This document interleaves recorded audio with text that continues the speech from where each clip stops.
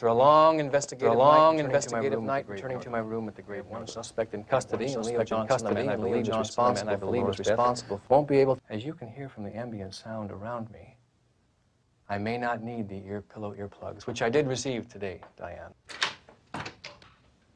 Could this wait till tomorrow morning? Will you please excuse me? I've got room service. Agent Cooper, you found Leo Johnson. He's been shot. A little content. Yeah, I guess we're ready, yeah. So, yes, here we go. This is a review of the late Juice WRLD's posthumous album, Legends Never Die. Juice WRLD was taken from us far too soon at the age of 21 last December due to an overdose. And he became famous from his breakout hit Lucid Dreams. And then he went on to release another record. You know, he's been a big pop rapper. After that, let's just get into some initial thoughts on this hour-long record. 56 minutes. My bad. My initial thoughts the first time listening to it. Usually, I feel like I should try to be more in tune with listening to it in my first run-through, because usually I'm like the least focused on my first run-through, but maybe that's a good thing. I wasn't paying attention from song to song like I wasn't. But there was definitely some hits. Like, he basically goes with this style that I think is polished, if you want to call it that. Ideas where it works. Like, I didn't hate the album. A lot of contemporary trap albums, it just goes on way too long, and I don't know if it's like the label just to like get just a stream whore and just have all these songs. Biggest gripe is that it's just like pounds these very simple, not great ideas a lot. All right, that concludes the review. All right, I'll go.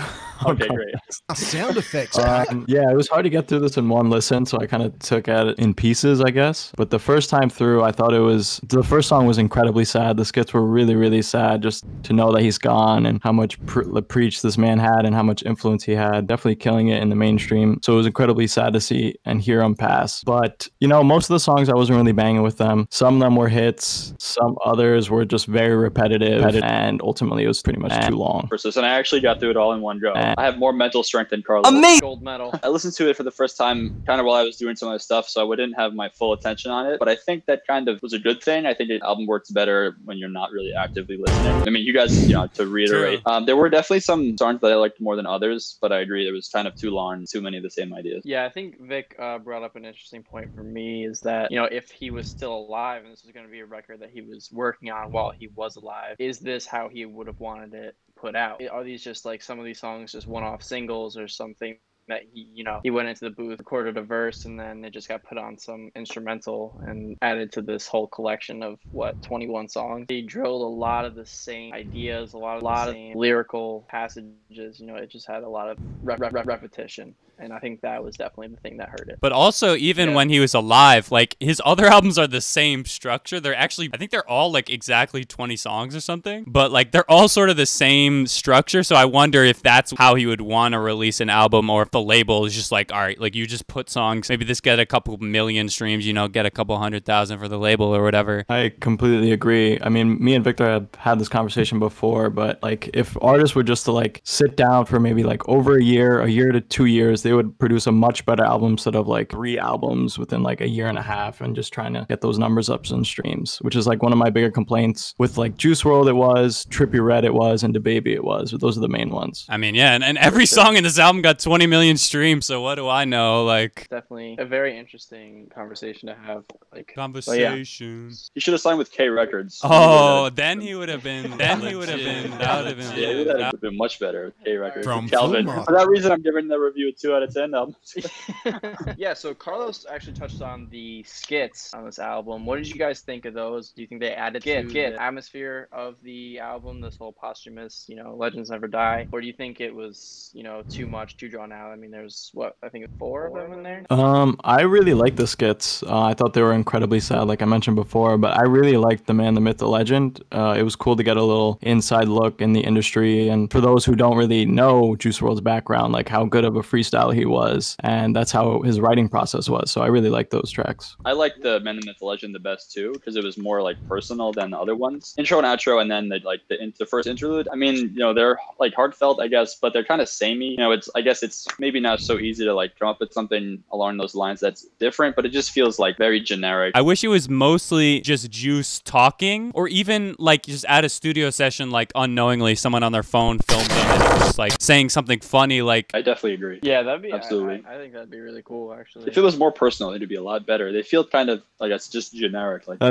think that's one of the reasons why I like the skits so much, because it's a juxtaposition to what he's writing about. You know, in the skits it gives hope, and his songs are just like anxiety. Talk highly about Juice WRLD, and he talks highly about himself. And I don't know, I like those skits. The music they put out, so the only thing you're hearing is just like what they're saying in their music. So if you get that personal anecdote, that one-on-one, like it's a little bit more intimate.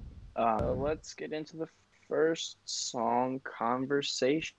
oh, we're gonna go track by track. It's gonna be a long video. Oh boy. It's gonna be a long video. So I like Conversations. yeah, We're ready to have that let's have this conversation about Yeah, conversation. we're ready for that combo. Yeah. So my thoughts on Conversations. Oh, Victor. boy. Am I frozen? My shit. Is it ever a recording session if Victor My does shit. it? We're back now though. I didn't say unfortunately. anything. So my thoughts on Conversation. That's what I'm saying. Like, none of the songs that are bad, in my opinion, like stick out for a glaring reason other than like Yeah. it's just repetitive and it just Just gets not- boring after like minute and a half. So Conversations is one of the more uppity, even though it's still about these depressing things. The cadence isn't too complicated and isn't too melodic. I like his voice in certain points, like on Righteous, when he can provide a great melody, maybe somber, maybe soft. But a lot of the time, like, this melodies kind of follow the same structure where they like do a descending melody and then it's like, and it's like, I don't want to. While he talks about fighting demons and talking in his head a lot, I think this song kind of got to the point. I really like the production on this song as well. It's cool. Kind of reminded me of like the Scots with those pingings in the background. And it was just a banger to start off the record. A big strength for it is that it's the first song on the album. From the time you hear it first, right? By that time you get like 3/4 of the way through the album in one listen, you're kind of tired and not paying so much attention. But this is the first song and you hear the whole thing, it's all right in your head. Yeah, I agree with Evan. I think it's the first time you hear these ideas on the record, and it kind of is fresh. Like you said, I think that helps out the track a little bit. I didn't really vibe with Titanic as much as I did Righteous. That was the next song that really grabbed me. You sleep on that? Yeah, it's funny because it goes from my favorite song, or at least one of my favorites, to like my least favorite song. Titanic I didn't really like that much. I was bored throughout the whole song. Yeah, I think a problem that begins to come up is like these slower melodies. He's a little bit more laid back and he isn't as waily and he isn't as forthcoming with his vocals. Titanic. It kind of gets sleepy and he isn't the greatest vocalist ever, so he isn't able to make every melody interesting. I agree.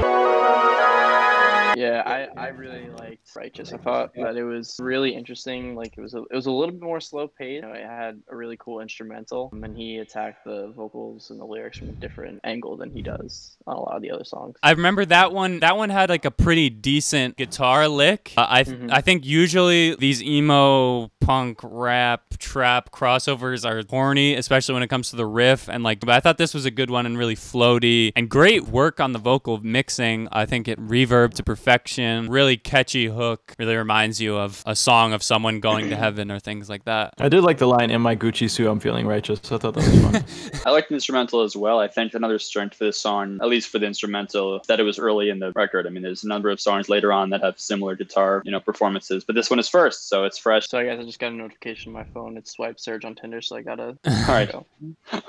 Swipe surge.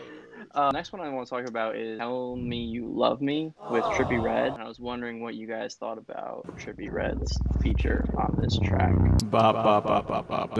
I really like this song. The drums switch up. It was a bit of a instrumental switch up as well, and they have great chemistry. They have a couple songs together, so I'm glad to see him hooking up one more time. I don't know why. Like I think Trippie Redd sort of has a more unique style than Juice WRLD. I think I would generally say I like Trippie Redd better. There's something so unique about his vocal style. It's really nasal, full. I don't know. There's something really full and like ear grabbing about it. And I think he delivered a great hook. There was like sort of a corny part when Juice WRLD was like, "Come in my world, it's dark and confusing." It was like some Eminem like that's his jam. Like, fighting my demons. That meme kind of was birthed from Juice WRLD and his lyrics. in my opinion. What meme? Pop it up on the screen. For me, they just kind of sounded the same. You know, I listen to the album. I guess a good part about this song is that I get to hear someone actually rap instead of just like singing. This is like a hip hop rap album. I kind of expected a little bit more rapping, you know, because the skit, Man, the Myth, Legend, right? And they talk about obviously this like incredible rapper and this and that. And I'm like, okay, you know, sure, he's like, you know, he's awesome. He's like Lil Wayne. He's like Biggie. He's all this stuff. He doesn't like rap like at all. True.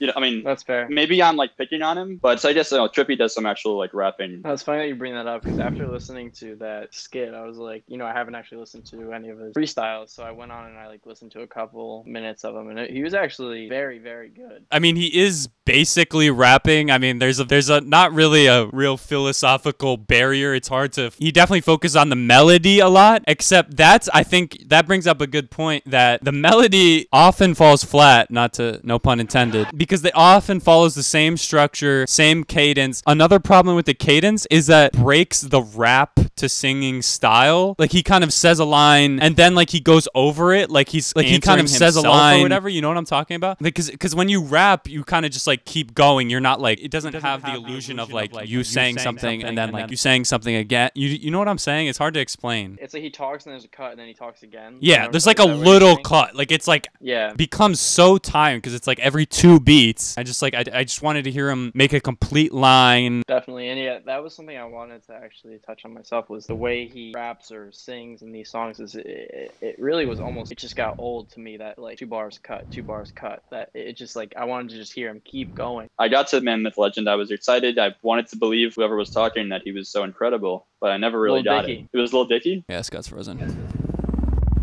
Come on, Scott. One song that I thought was really strong is probably my favorite song on the album was the Come and Go. It was like a sort of a pop punk. He really embraced the sound, even though they did have the switches and like the trap beat breakdown and sort of more trap sub bass and synth sounds. That was like a great song. Like it broke into the chorus and it was like, like you hear the clapping, like this, just a really strong melody and like a really great song. And it's like, why doesn't he just embrace this more? Because he did it so well on the song Come and Go. I think maybe it's because he passed, unfortunately. I don't know. That's where I'm going to have to go because I think most of the people that listen to this album really like that track as well. And it's clearly a different change of pace.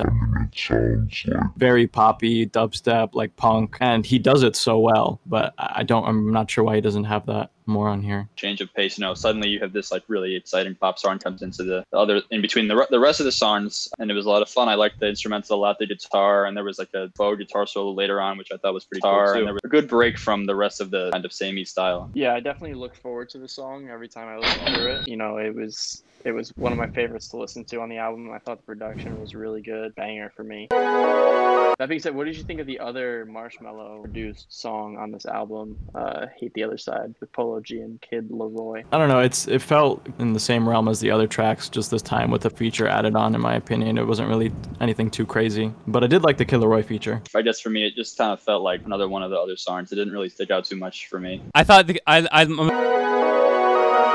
a fan of. For me, I like both of the features. It was, you know, it was a little bit of a break from the norm of that album. I like pretty much all of the features, and it's one of the saving graces of this album. You know, I love the Trippy Red, the Marshmello additions were great. The Halsey track, which I think they melted together so well. At one point they were singing together, and then we got a Halsey verse. I really liked her verse on that as well. But I thought she had a really good voice. I think it fit the kind of sound and the track that Juice is going for. I thought it was definitely really cool to see female vocalists on the track list instead of just, you know, just a lot of hip hop records in this vein are just, you know, it's the guy singing and then you got a couple features from Polo G and Kid Laroi, and, you know, no really, really bad song and no really, really great song. It just felt like they were kind of all like good enough, you know. 2 favorites, 2 cuts. I think I'll do 10 favorites, 10 cuts. That's a good idea.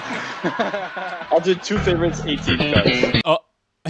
He said, I don't want to go first. Hello? What the fuck? Rip to Evan, but I'm different. Favorites, or I guess like my 2 like saves or whatever, probably gonna be Conversations and Come and Go. And then my cuts, like any of like the back 8, honestly. I don't even like really remember those songs well enough to know which ones I didn't like. Is that your final answer? I don't know, there's just like... All right, my favorite track were Conversations and Tell Me You Love Me with Trippie Redd. But I think I'm gonna ultimately cut Titanic and Righteous. Those just did not do it for me. 2 favorites, I'm gonna put Righteous and Tell Me You Love Me. My 2 cuts, I'd probably do Bad Energy, just Bad Energy, really derivative, and it was just so dumbed down. I guess I'll do Fighting Demons just because it's like very similar to Bad Energy, just like really dumbed down version of what he's Bad Energy. My 2 favorites being Life's a Mess and Come and Go. You know, they were just back to back 2 really good songs right in the middle of the album. 2 least favorite were also back to back with Titanic and Bad Energy. Those 2 just. I'd probably also cut Titanic. It was just not fun. Yes, what everyone's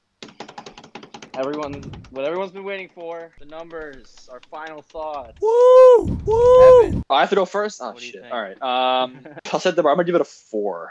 4.0. So this album for me 95% of the time missed the mark. It just didn't connect with me. The songs instrumentally were kind of samey although almost all the way through. The lyrical matter was kind of samey all the way through. Way too many songs that were kind of like half-baked, you know, and just kind of put on the album to make it a little bit longer. I'm gonna give this album a 4 as well out of 10.